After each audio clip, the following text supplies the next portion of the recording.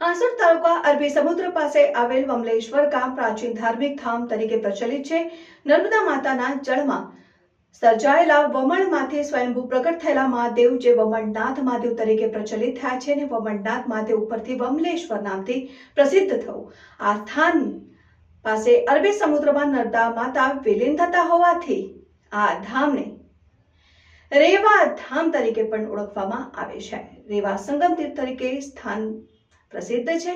લાખોની સંખ્યામાં નર્મદા પરિક્રમા વાસીઓની એક તરફની પરિક્રમા પૂર્ણ થાય છે. અરબી સમુદ્રમાં નર્મદા માતા વિલીન થતા હોવાથી વમલેશ્વર ગામ રેવા સંગમ તીર્થ સ્થાન તરીકે પ્રસિદ્ધ થયું છે. લાખોની સંખ્યામાં નર્મદા પરિક્રમા વાસીઓની એક તરફની પરિક્રમા અહીં પૂર્ણ થાય છે અને રેવા સંગમ તીર્થ સ્થાનેથી બોટમાં બેસીને નર્મદાના ઉત્તર કિનારે જાય છે અને નર્મદા પરિક્રમા શરૂ કરે છે. ત્યારે નર્મદા પુરાણ અને શિવ પુરાણમાં વમલેશ્વર તીર્થનો ઉલ્લેખ કરાયો છે. ત્યારે પવિત્ર શ્રાવણ માસના પ્રથમ સોમવારે ભક્તોની ભારે ભીડ ઉમટી હતી. હાંસોડથી 17 કિલોમીટર દૂર અરબી સમુદ્ર અને નર્મદા માતાજીના સંગમ સ્થાન નજીક વમલેશ્વર ગામ આવેલું છે. વમલેશ્વર ગામ પ્રાચીન ધાર્મિક દંતકથાથી જોડાયેલું હોવાથી પ્રાચીન ધાર્મિક ધામ તરીકે પ્રચલિત થયું છે અને આ ગામને દેવાધિદેવ મહાદેવની અસીમ કૃપા પ્રાપ્ત થઈ છે.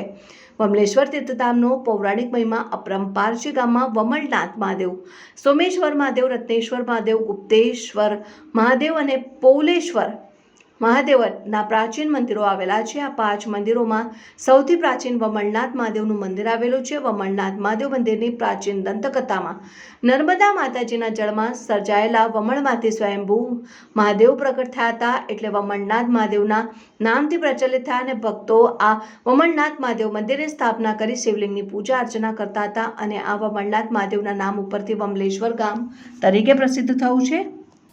ઓમ નમઃ શિવાય મહાદેવ હર. આપણે જે વમરનાથ મહાદેવ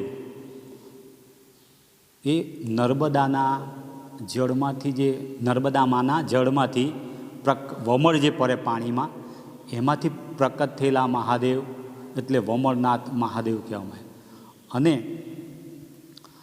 જ્યારે વમળમાંથી પ્રકટ થયા એ ત્યાં અમે આપણા હિન્દુ લોકો ભગવાનની સેવા પૂજા અહીંયા કરતા હતા. એ ટાઈમના જે રાજા હતા, જે ઔરંગઝેબ મુગલોના ટાઈમ પર, તો રાજાએ શિવલિંગની અંદર ભાલો મારી દીધેલો. એમાંથી લોહીની પિચકારી નીકળેલી. ત્યારે રાજાએ જોયું કે આ તો સાક્ષાત મહાદેવ છે, જીવિત મહાદેવ છે. આમ કહીને ભગવાન પાસે રાજાએ માફી માંગી અને એમણે સોનાનો કંદોડો બાંધેલો હતો કમર ઉપર. એ કંદોડો ભગવાનને પહેરાવી દીધો. ત્યારે એ લોહીની ધારા બંધ થઈ ગઈ અને નર્મદા જળ ત્યારથી ચાલુ થઈ ગયું. અને અહીંયા જે અમરકંટકથી જે નર્મદા નદી નીકળે ત્યાં માનું ઉદ્ગમ સ્થાન છે.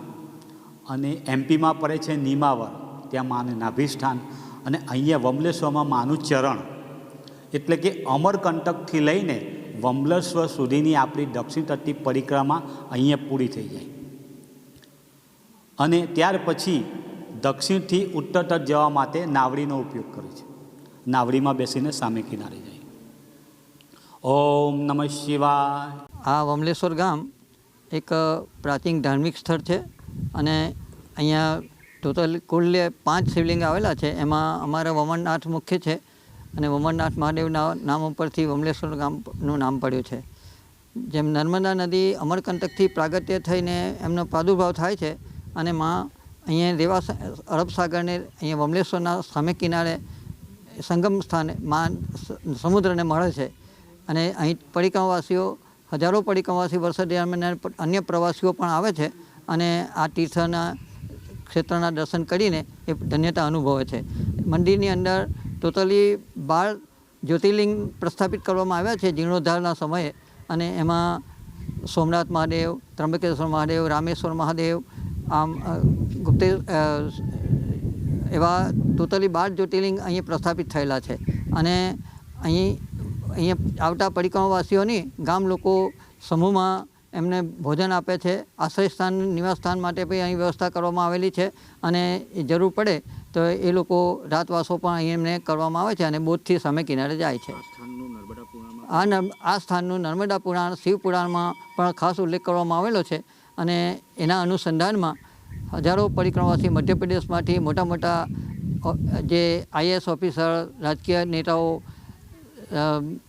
પ્રધાનમંત્રીશ્રીઓ પણ અહીંયા આવે છે અને એમની યાત્રા અહીંયા પૂરી કરી સામે કિનારે એ લોકો બોટ દ્વારા જાય છે.